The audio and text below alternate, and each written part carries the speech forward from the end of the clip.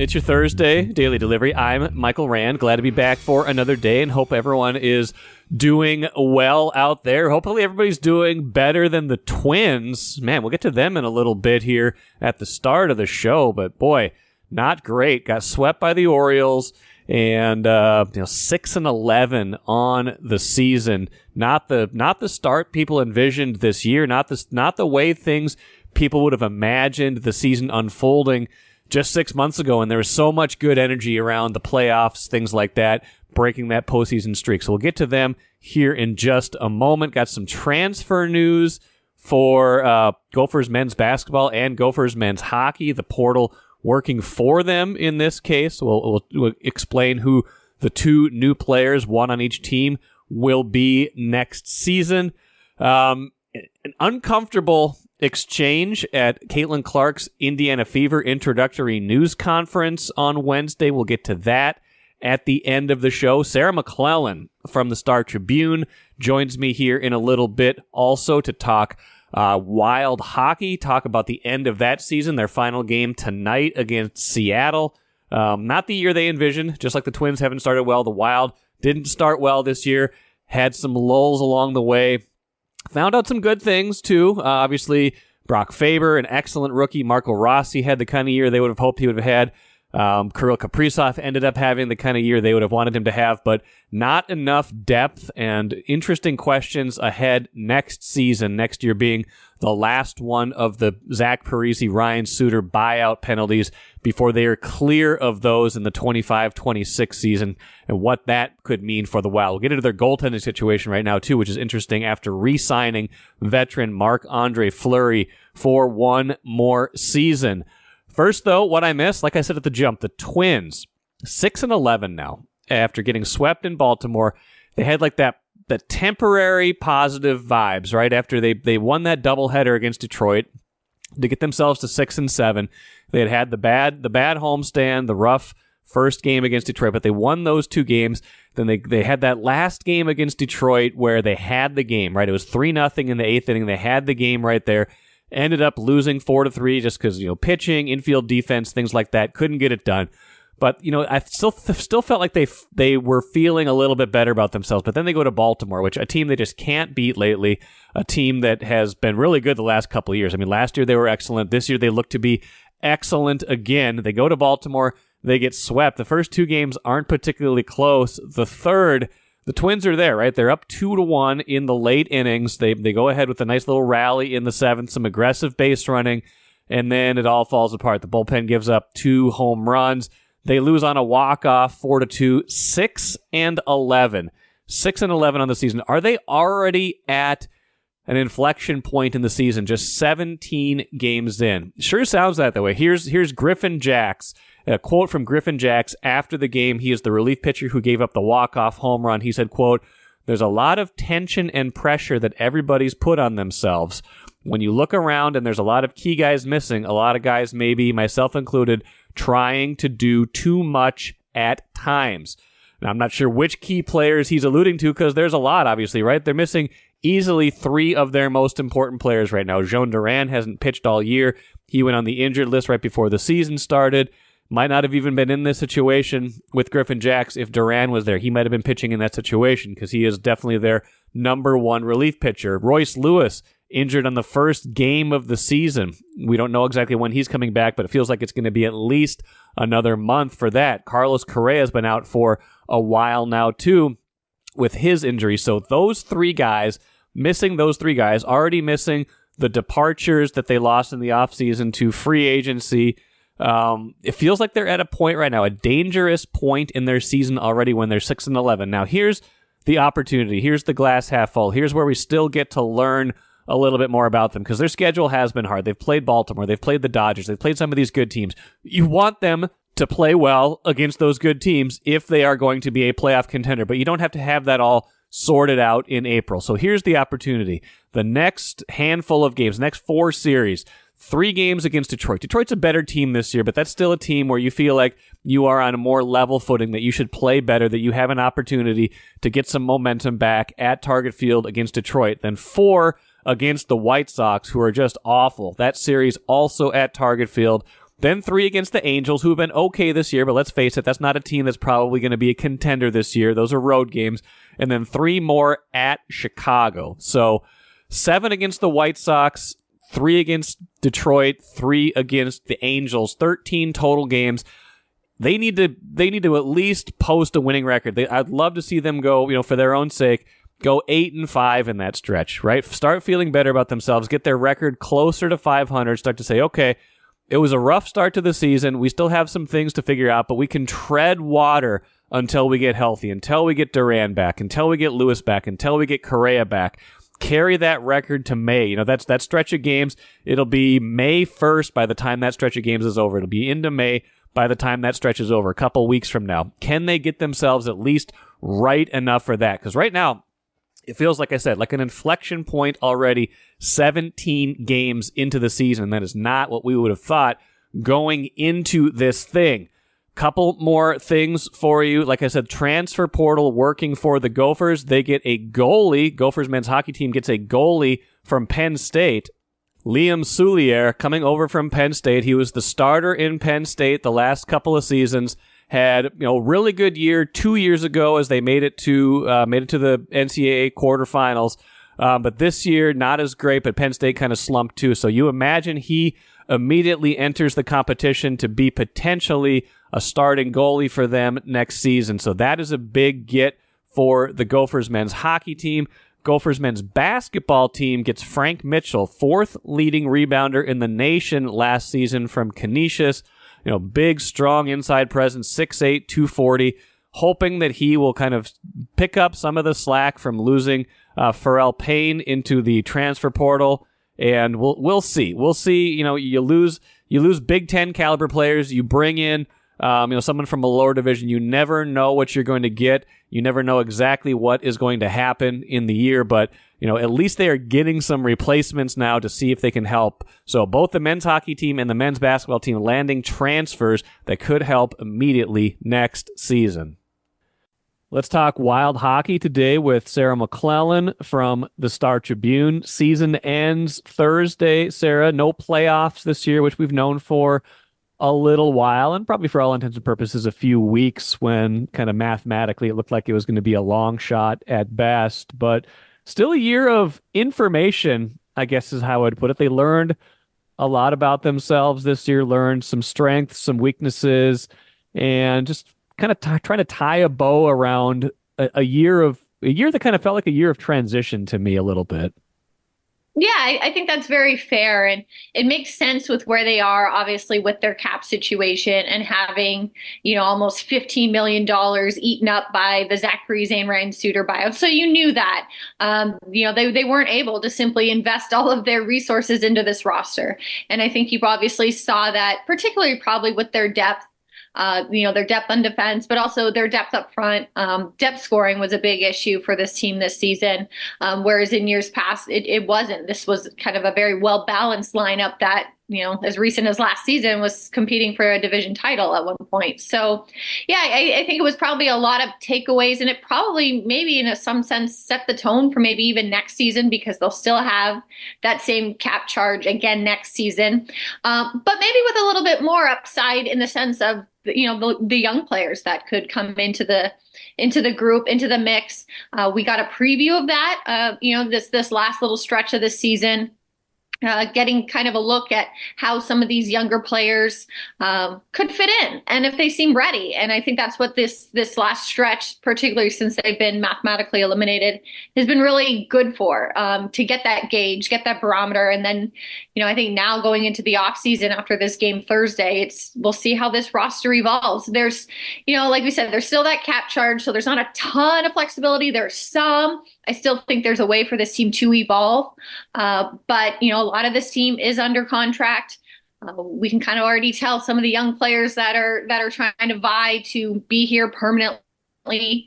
And then what other maybe creative avenues, does management take to adjust and change this team? I think obviously that'll be key to watch this summer. You talked about, some of the depth this season in terms of, Kirill Kaprizov ends up having a very good year. It was felt like it was a little slow at times, but he really picked it up at the end of the year to be, kind of right where you would expect or want him to be. Same kind of thing with Matt Boldy. Like he had some stretches where you're like, what's going on there? But he's right up there where you'd want him to be. You had Brock Faber emerge as, a Calder Trophy candidate at the very least. You had Marco Rossi show what he can do. You had some high-end talent.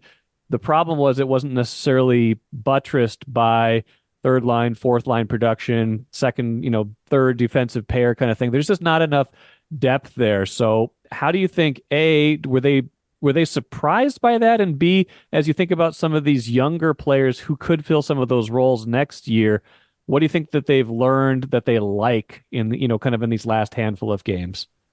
Yeah, that depth I think was really exposed, especially inside the division. If you look at the teams that are headlining the Central, Dallas, Winnipeg, Colorado, yes, they have the high-end talent. They have their own version of Kirill Kaprizov, but they also have scores up and down their lineup. The number of players that they have that have scored 10 goals, 15 goals, 20 goals, just outnumbers, the Wild in a lot of those situations. A lot of those teams do, but in the points as well. Just they're getting contributions line after line. And so that's obviously, was a big deficiency for this lineup this season. A lot of it, I think, was highlighted and maybe emphasized even more because of injury. You take away someone like Marcus Foligno, who missed big chunks of the season. He's been somebody who's been able to kind of headline that bottom six these last few years, has had a terrific shooting percentage. So when he's not a factor, I think that's kind of hurt them as well. So they just haven't had that boost in the bottom six, Frederick Gaudreau's another player who had 19 goals last season and is at 5 right now going into, the season finale. And that's a big drop off, especially again, to compete with the caliber of teams that the Wild were going head to head with to try to make the playoffs and overcome a slow start and climb back into this race. So I think injury to expose that on the blue line, just, the players and the combinations they had to rely on in the absence of Jared Spurgeon. Jonas Brodin was hurt, even someone like Zach Bogosian after his arrival via trade. It just wasn't as stable as the Wild have been in the past. Now, we can't predict if injuries are going to happen next season, but there is a way for them to start to address who are those options, who are the call-up players in case something happens, but also who could be there from the get-go. I think we're seeing some of that in Marat Kuznetsov and Leon Ogren. The fact that these young players, have come over now, they look like they fit in. I think with Kuznetsov, the more he's played, the more he showed more of the game he has. Just his competitiveness, how strong he can be on pucks, winning faceoffs, but being someone who goes to the net. That really looks like someone that can, maybe provide some real good definition to, like a third line center type role. In Ogren too, it's been a much smaller sample size for him, obviously, since he just made his NHL debut last Friday in Vegas, but has really arrived as advertised, just with the hockey sense, the speed, I think having the size to kind of handle the rigors of the NHL. I think he's really impressed. And obviously, he's been able to, produce a little bit as well and, show some of that offensive game too. But I think so much in adapting to the NHL, whether it be from the KHL or the SHL, there's so much, other little nuances involved. And I think these players have showed that it isn't as far off of a gap, for them maybe than you'd expect for someone that young. So I think having those players kind of fit in and maybe forecast maybe better balance that the Wild have needed this season, maybe they're then in a better position next season to weather adversity if that does again then challenge just their personnel and their manpower again.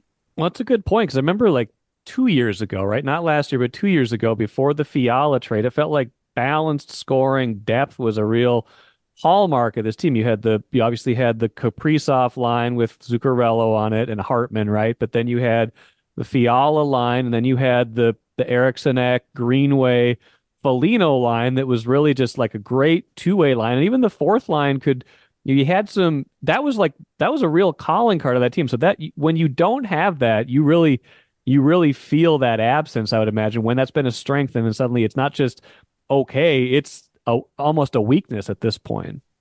Even the trades too. I mean, that's another fair point. Like they traded away three NHLers in Pat Maroon, Brandon Duhaime, and Connor Dewar that, yeah, essentially could have really, slotted into their bottom six, their fourth line or their third line. So again, I think especially down the stretch here, that's been really exposed is just, that they haven't had that push from those depth lines that they've needed. And it's been reflected in the results, obviously, too. I think some of that, too, is probably, again, it goes back to the money and the Sure. finances and how and who this team is able to sign in the offseason to bolster, that depth chart. So again, maybe that's something they can look to this offseason if they have a little bit more wiggle room that they decide to dedicate to that because we know the top half of the lineup is pretty much at gridlock. Everyone's signed. So can they find a way to prepare, I guess, for the potential of injuries and absences, get more insurance, get more reinforcements, but also then can these young players in the meantime, as is, slot into this roster and just give them a better chance to compete, from the get-go. Well, and you're right. I mean, and thinking about the money, like you got one more year of the buyouts, but like you think about what $15 million can buy on a roster. And if you're talking about depth, you're talking about, you know, $3 to $4 million players, however you want to divvy it up. Like that's a lot of roster depth right there. You can have a high end player and a couple depth players. Like you when they are able to do that again, that will be a big deal, I imagine. Just like the feeling of, okay, we don't just have to like kind of scrimp and like, $1 million player here, $2 million player here. Like that will be, you just realize when you talk about roster depth what the missing $15 million or approximately $15 million is with those cap charges still. Yeah, and I think that's why, as much as maybe this season and next season, you could maybe just look at this precursor, this interlude into, okay, well, what can really happen? What will be, maybe the most exciting time in recent memory for the organization? But I think that's why this interim is still really important because it sets the table for that. Are they going to get this influx of cash to inject into a non-playoff team, a team that's coming off maybe one or two playoff misses? Or is this a team that has found a way to stay healthy, maybe be competitive, challenge these teams in the Central Division or in a wild card race? What type of position will they be in? And maybe then that can, help them decide how to spend the money. Is it all in free agency? Can they lure someone in, that sees a team that maybe has the bones and the structure to make that next jump? Or does it look like, no, they're struggling? This is maybe a longer process. I think that's why this season and next season can't just be written off as, okay, well, this is just who they are with no money, because there is going to be an opportunity when that cap charge comes off the books. And in what shape is the roster going to be in to, merit that type of injection of money to elevate them? Even in the midst of kind of the wind down to the season, you've done a couple of fun stories. One that kind of pertains directly to some of the new guys, like just getting acclimated to locker room traditions, kind of protocols. How did that kind of come about, and how much fun did you have kind of reporting that story? Kind of explain that a little bit more, please. Yeah, I enjoyed that process, and I thought of it because I thought of someone starting a new job, like Kuznetsov coming to a new country, a new league, and yeah, you get hired for a job, the job, but you kind of want to know, like, where do I park? And where's the good spot for lunch? And is this the fridge that everyone uses, or do I have Right. to? There's so many little nuances to a job, and I think that's relatable beyond just being a professional athlete. But so that got me thinking, like, what are all kind of the the etiquette, the protocol, the unwritten rules that go along with fitting in to a new team, a new league? And so it was very interesting to kind of learn about all their, their routines. Yeah, some of the unwritten rules, what rookies do versus what veterans do, but just the schedule and the timeline that they keep. And it sounds like, it's very scheduled. It's very kind of set in stone. But again, an example, they will play that pregame soccer game, two touch, and they'll kick the soccer ball around. And I don't think it's as easy as just jumping into the game, because there's rivalries built into the game between longstanding teammates. Sure. And you have to know and find out who that player is trying to eliminate and who he might be, trying to kick the ball to make him botch it and drop it and get, knocked out. And so there's all these nuances. And I think that's, I think that exceeds hockey. That's relatable in life. You just want to fit in, and you can do the job. You were hired for a reason, but how do you fit in? And it was really interesting to kind of learn how to fit in with the Wild. Royal Credit Union's smart checking accounts offer no monthly fees and no minimum balance. Enjoy financial freedom when you open your Royal Credit Union smart checking account online at rcu.org/go-checking. Insured by NCUA. One guy who definitely fits in, and you wrote about his prank wars, Marc-Andre Fleury. He's back for another year now. We just learned this week a 1-year extension. I feel bad or feel good for you. You get to write all of the farewell stories a second time. We didn't know if he was going to be back or not. But he's signed. Interesting there. Let's talk about the prank wars first. That's fun with the former teammate, but then also just kind of the significance of that move and what it might mean for the goalie room. But first, please, the prank wars. Yeah, this was something with Brandon Duhaime that started, late last year, this season, but right before the holidays, and Fleury has had this kind of be part of his repertoire for years. He is known as a jokester, prankster. But then when Duhaime kind of poked fun at Fleury's age and aged him more than he is, that kind of teed off this prank war. And there was some clothes missing. And Duhaime, we saw him walking out of the arena missing like his shirt and wearing different shoes. And then obviously we saw Fleury's vehicle get TP'd when Colorado came through town recently, because obviously Duhaime was traded to the Avalanche before the deadline. And so then obviously, if you look at the schedule, you would have saw that the Wild was back in Colorado for one more game against the Avalanche, and Duhaime left practice and his vehicle was up on cinder blocks. The wheels were taken off. A couple wheels were locked to a fence, and I think even the tools to change the tire were missing, but that wouldn't have helped because Duhaime didn't know how to change a tire. So talking to Fleury, that was, I think he said, maybe at the top of the list for pranks that he's pulled. And there have been some doozies, it sounds like, through the years. You think how long he's been in the NHL. But, I think it's important, that you bring that up, because I think that just shows, again, someone who's not ready to retire, who's still having fun. It's been a difficult season for the Wild. Their goaltending has been up and down. But I think for Fleury to still, find the enjoyment, have fun, I think that was big for him. And, he's had some really strong spurts this season. Obviously, even looking at the records that, he broke to become only the fourth to play 1,000 games, to pass Patrick Waugh and become the second winningest goalie in NHL history.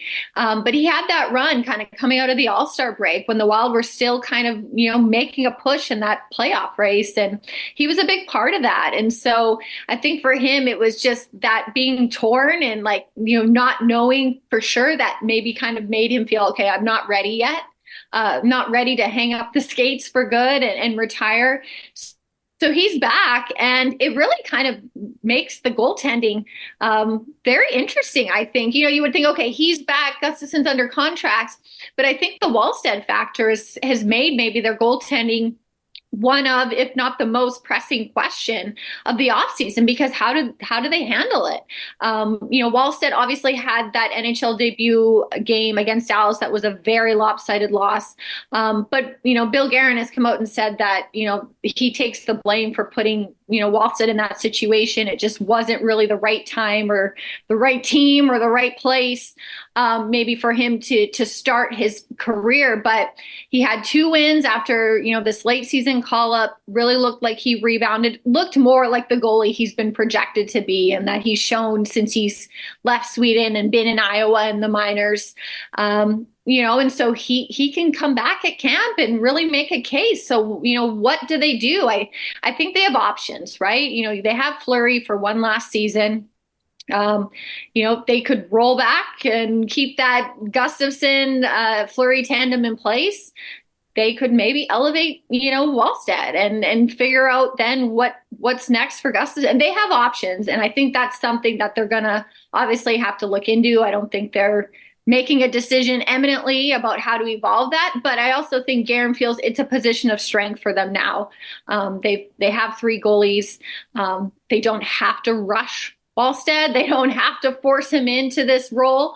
But it's a position that's probably, trending in a direction where they're going to need some clarity to how to handle that. It's not just, for next season, but then I think that will obviously set them up for the future. Yeah, I mean, you can look at it when I saw the news, I think it was Wednesday morning, and when I saw the news, I was like, well, you can read it one of 2 ways, right? You can say either that Fleury coming back means they feel good about Wallstead and they think Wallstead can be, the guy, or at least the co-star next year and play, a half a schedule at least, and kind of be that guy as they transition towards the future. Or you could read it to say, hey, they're not quite ready yet. They want to keep the tandem they had together this year, even if it wasn't the most effective tandem this year, to kind of like give Wallstead another year. I think you can read it either way, and I don't think, like you said, they don't have to decide which way they're going to play yet. Now they kind of have at least that option of what to do. And, Guerin did point out that he felt like goaltending is still very much indicative of the play in front of the net. And so, he did make mention of that and just how, the team could do a better job really to set their net up for success. So in that sense, maybe that leads you to believe, okay, if they're healthy, if they get a Jared Spurgeon back, maybe they do feel the confidence is there to again, rely on a Fleury Gustafson tandem. Especially with Gustafson, I think late, Guerin saw, some strong games from him.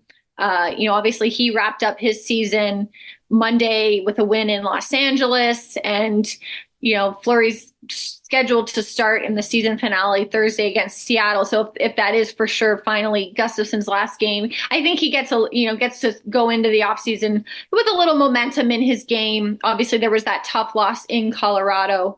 But I think for him, like he mentioned, it was inconsistent. And I think a lot of that he chalks up to just making sure that, he's mentally sharp, mentally engaged, just how you mentally rebound, especially in games.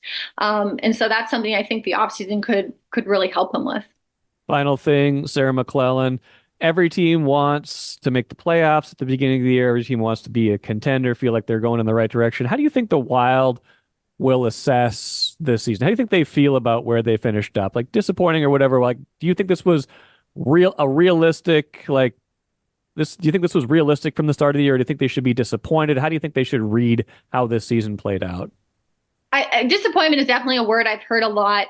I think, when you look back to the start of the season, it kind of went in a circle. Like they kind of finished where they started. And I think what makes or maybe fuels that disappointment is they flirted with contending with a playoff spot. If you took out that middle, if you took out that post All-Star game stretch, maybe it wouldn't feel, so much like a sting because they struggled. They had a very bad start. They had, at one point it looked like it would be the worst penalty kill in NHL history. Right. Dean Evison was fired. Bob Woods was fired. I mean, they were near the bottom. And then, John Hines came in. They started to win. They still dealt with injuries. Obviously, I think that's important context.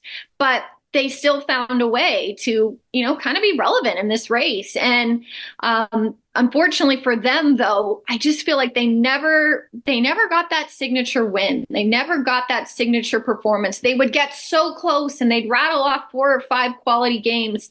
And then when it came time to really, make a statement, maybe leapfrog a team or really put pressure on someone, that was when they'd have one of their worst games of the year. And so I think that probably goes back to just how the team is. They weren't healthy. They didn't have the money to completely invest in this roster. So I think that probably then piggybacks onto just their fundamental construction.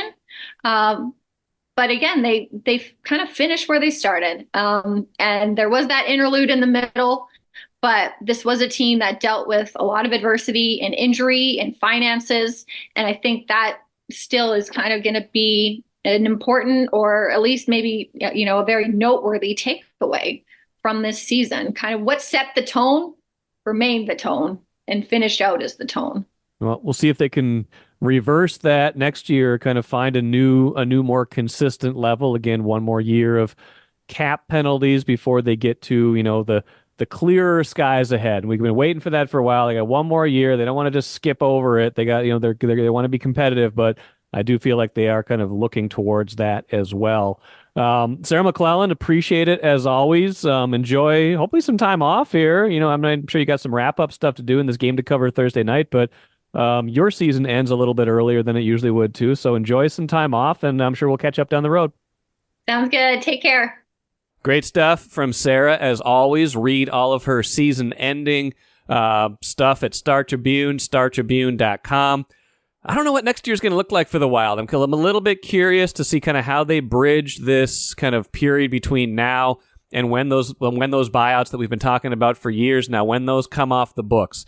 They can't just punt on next season, but I do feel like they have to use it to really get a longer look at some of these young players.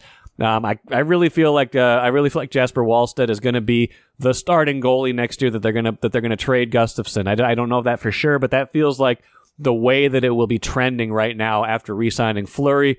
Feel like they need more scoring depth. Feel like they need to figure out who can play, who can't play. That should be the motive for 2024-25. Kind of like the Vikings. Kind of feel like the Vikings are going to be in the same boat. Let's figure out who can play, who can't play, and get some real momentum going forward.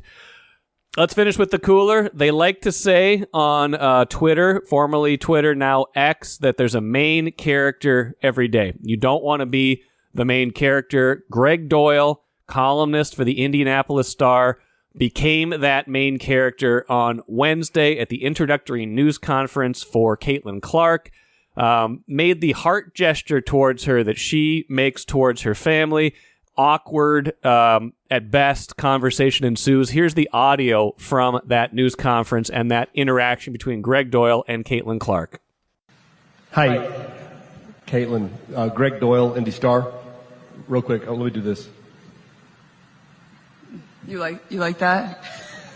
I like that you're here. That you're here. I do that at my family after every game, so. Okay, well, let's start doing it to me and we'll be able to get along just fine. So, question is... Suffice to say, Doyle did not win the press conference. Now, he did write an apology column. I'm not sure he stuck that one either. You can be the judge. That's on Indy Star.